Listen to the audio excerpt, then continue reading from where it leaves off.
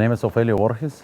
I am with the Washington State Department of Agriculture, and this video will highlight some of the things that spray applicators need to know, conducting pesticide applications effectively and efficiently, and at the same time reduce pesticide drift. Number one, we need to change our practices, that's for sure. In order for us to do that, we have to have the right training.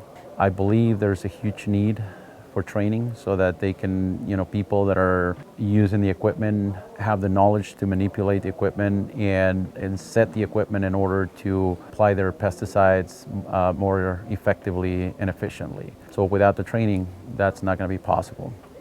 Getting the right tools to calibrate your equipment. The traditional ways, the way I was taught to calibrate my equipment was, very, very complicated, it would take a long time. With the new tools that we are using in this workshop, that process is much faster and again, much more effective.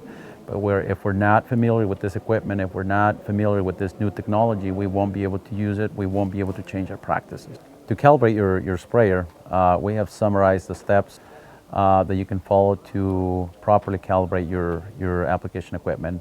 And again, calibrating your equipment is a little bit different than configuring your equipment. That's two different concepts. Calibrating your equipment is setting up your machine so that it applies the amount that you want this machine to be applied. At this point, we're not dividing the amounts according to the canopy of your tree. Right now, the first step is to make sure that the output of your sprayer is the correct one.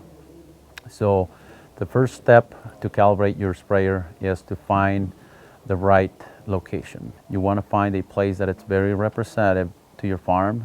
If you try to do your calibration on a hard surface, you're going to be off up to 15%.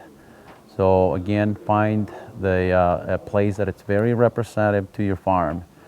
That's step number one. Step number two is to find the speed, your miles per hour that you're going to be traveling at, and then based on that information you do your calculations, find your gallons per minute that you need to find, and once you find what the output should be of each nozzle, then you go ahead and find the nozzle that will give you the closest to that number.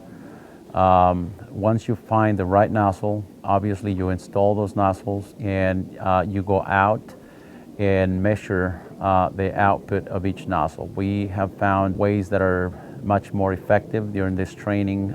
We provide different tools that can help them speed up the process. Quite often the calibration is not being done because it's a complicated process. It's hard to understand, and in many cases people don't have the training to do it. So we have the right tools that can help you do the calibration process in a more efficient and effective way. So once you measure the output of each nozzle, if you find discrepancies, then you need to find out why the problem and correct the issue. The process ends by doing whatever adjustments you need to do to make sure that your sprayer is actually applying the right amount, the amount that you want that sprayer to apply.